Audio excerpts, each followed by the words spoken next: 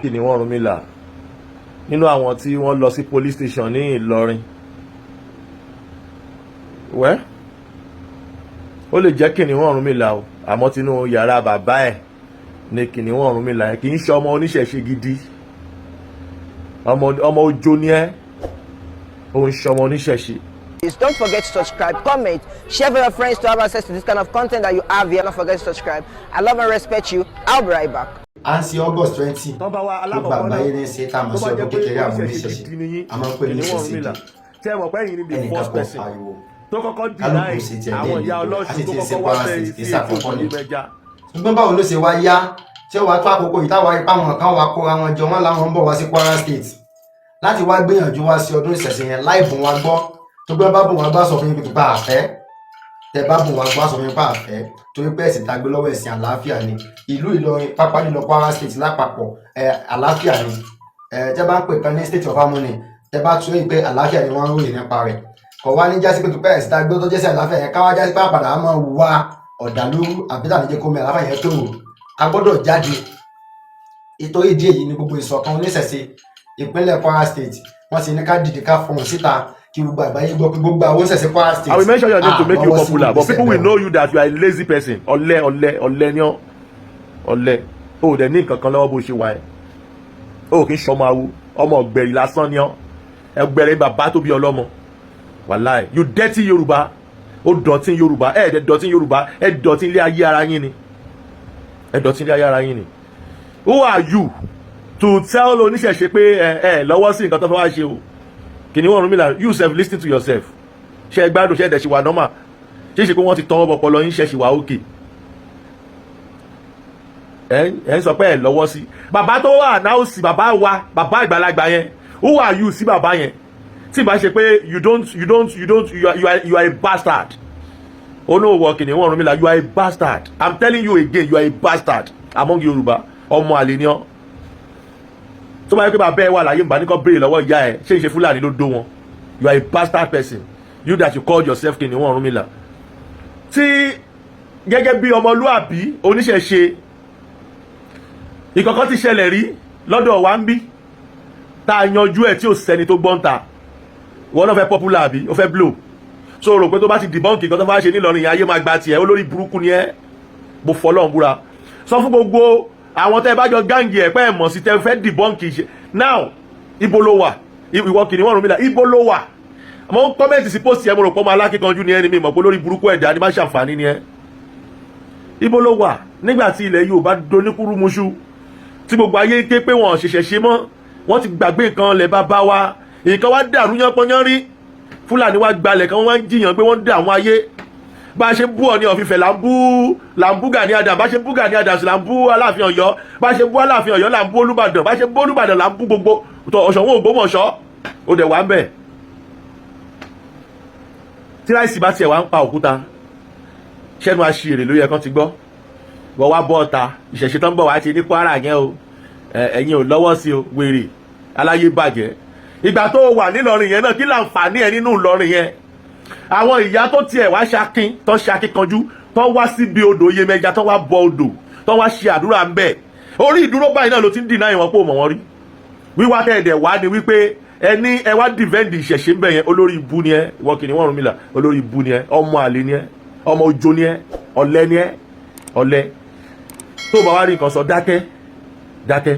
jẹ́ káwọn tó máa ṣe wá ṣe àwọn tó ń bọ̀ wá ṣèṣẹ̀ṣe nílọrin ṣé wọ́n ń bọ̀ wá pààyàn ni ó wá sọ statement kan nínú fídíò yẹn bóyá come across yẹn lálẹ́ ìwà láì inú bí mi ó ní ó ṣe jẹ́ pé Ìlọrin ní first place ẹni pé ó ní bọ̀bọ̀ yẹn ti dàrú ó ti ya wèrè wọ́n ti ṣe lóṣogbo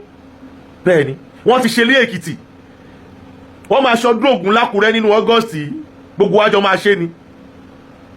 ṣèbí tó bá béèrè ẹjọ́ lọ́wọ́ ẹ̀ tó mọ̀ díẹ̀ wá ẹ jẹ́ ń béèrè o wọn tí tàwa lóminú pé wọ́n máa wá ṣe nǹkan báyìí bóyá tí n bá ṣèwádìí o wàá pè wọ́n fẹ́ bojú Yorùbá jẹ́ lójú ara ẹ̀ o fẹ́ bojú ìṣẹ̀ṣe jẹ́ àwọn alálẹ̀ ò ní gbé ẹ pẹ̀lú nǹkan tó sọ yẹn pẹ̀lú bó ṣe dìbọ́ǹkì wàláì pẹ̀lú bó ṣe dìbọ́ǹkì ìṣẹ̀ṣe tó ń bọ̀ wá ṣe àdàbí tó bá ti jẹ́ pé nǹkan tó ń bọ̀ wá ṣe yẹn ọ̀daràn kan ló yàkù ìtàníọ́ kinnihun orunmila ọ̀dàlẹ̀ ni ọ́ irú ẹ̀yin tó fi ń bú Yorùbá lélẹ̀ irú ẹ̀yin tó fi ń bú Yorùbá lélẹ̀ bá ṣe jẹ́ agbẹnusọ fún Yorùbá tí mo rí pé nǹkan bẹ́ẹ̀ yẹn ń ṣẹlẹ̀ mo support torí tiyín bọ́n ṣe wá attack yín nídìí odò Yemọja yẹn náà ló jẹ́ kí n support yín personally jẹ́ kí n support mi ní kí ló kàn mí pẹ̀lú Ìlọrin kí ló kàn mí pẹ̀lú ibì kan ibi tí bá yí fẹ́ ṣẹ̀ṣẹ̀ mi kò dìgbà tí bá announce mo lè wọnú Ìlọrin kí n ṣàdúrà tí bá fẹ́ ṣàdúrà mo lè gbé nǹkan tó bá wù mí tí bá fẹ́ gbé máa bá tèmi lọ ṣé èèyàn ló wà nú gbá ni tó o bá ti tàpá sófin ìjọba you have no problem whatever anything you want to do má lo pàtì èèyàn má ṣe nǹkan tí ò dáa tó bá ṣe nǹkan tí ò dáa ọ́ fi pẹ́lẹ́ wọn ni kò sí wàhálà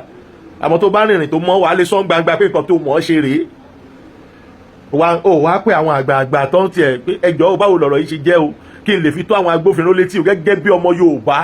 ó wá hùwà bí ọmọ tó fi ń dómì tán láti ilẹ̀ bí ọmọ tó rí ẹ̀ ò pé tó yẹ pé nursery tó yẹ pé private school ló lọ àwọn ọmọ tó bá ti lọ private school yẹn wọn kì í sábà ní làákàyè tán dáadáa àwọn náà máa ń hùwà bí ọ̀dẹ̀ bí dìndìnrín bí amukun mẹ́kọ bí ọ̀dàdà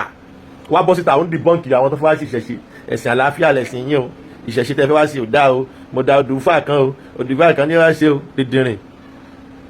I'm sorry ó dùn mí ló yẹ kí n jáde irú yín ò ń ṣẹrú ẹni tó yẹ kí n jáde fún because lógo náà tẹ́lẹ̀ lógo náà ẹ̀yin tó yẹ káyé máa wò gẹ́gẹ́ bí àwòkọ́ṣe ẹ̀yin náà lẹ ti sáré ń dalẹ̀ yìí ẹ ti betray sí ẹ ti betray to three times kò sí kàtígórì ẹ tó yẹ kí n sọ bọ̀ mo kẹ́ẹ̀kọ́ lè mọ̀ pé lẹ́yìn gbogbo Yorùbá ń wò yín pẹ̀lú foolishness tẹ́ ń dánwò lórí mẹ́díà wọ́n ti bá wọn ìyá yẹn wọ́n ṣe kámẹ́rà fún àwọn ìyá yẹn ṣe nǹkan tó máa ṣe wọ́n lọ ẹ̀kóra yín dé ẹ̀dẹ̀ fẹ́ wá gbèjà ìṣẹ̀ṣe àwọn àfáà wá débẹ̀ tán ẹ̀dẹ̀ sọ̀rọ̀ nítubínú bí ẹ̀dẹ̀ tí yá ń deny àwọn ìyá ọlọ́sùn yẹn pé ẹ̀ mọ́bi tán ti wá ẹ̀ mọ́ wọ́n rí kìnnìkan the same foolishness lẹ́tún padà ṣe tẹ́ ẹ̀kóra yín bọ́ síta aláyé bàjẹ́ ara yín ẹ̀ wá ń dìbọ́ǹkì oh God Yorùbá ò ṣe jà fún ẹ tún kàkà kó sàn lára ọmọ ìyá àjẹ́ ṣe ló peléke sí you people so worst ẹ ń ṣe ní àfihàn gan nínú ayé Yorùbá dẹ̀ dáa bọ̀ ẹ̀yin Yorùbá olórí bú kan náà fi ń bú Yorùbá dáadáa Yorùbá dáa náà á dúró tira wa náà Yorùbá dúró tira wa tó náà ṣáà dúró tira wa tó ni ṣe bá ń pariwo separation Yorùbá nation kọ́kàn ilẹ̀ Yorùbá lè bàjẹ́ á dúró tira wa ń bẹ̀rẹ̀ náà á dúró tira wa ní a lot of ways àwọn ẹ̀yin olórí ibú tó ń fi bú Yorùbá náà lélẹ́yìn náà betrayal people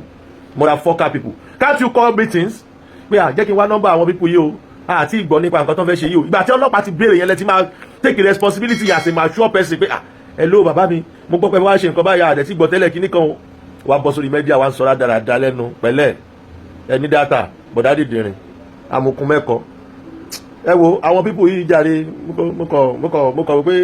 jẹ́ kí n kọjá kẹ́ ẹ mọ̀ pé you are so wrong pẹ̀lú fídíò tẹ́ ṣe yẹn ǹjẹ́ ẹ̀yin ever rí ẹni kábíyèsí kó complain kó lóye Sunday Igboho sí lé ní gbangba wọ́n ṣe gbogbo nǹkan tó máa ṣe lábẹ́lẹ̀ wọ́n á ṣe meeting wọ́n á ṣe gbogbo nǹkan tó bá lè ṣe nílẹ̀ Yorùbá wọ́n ṣe underground ẹ̀yin tẹ́ fẹ́ debunk kan ẹ máa pe gbogbo àwọn ọmọlúàbí ni wá nínú ìṣẹ̀ṣe ẹ má jẹ́ ká máa wùwà bí àwọn aráabí tó máa wọ́ sórí social media tó máa gbéra wọn ṣe pé aláìlójútì wọ́n dẹ̀ pé ẹ̀sìn wọn ní religion of peace ti Nàìjíríà ni mò ń sọ o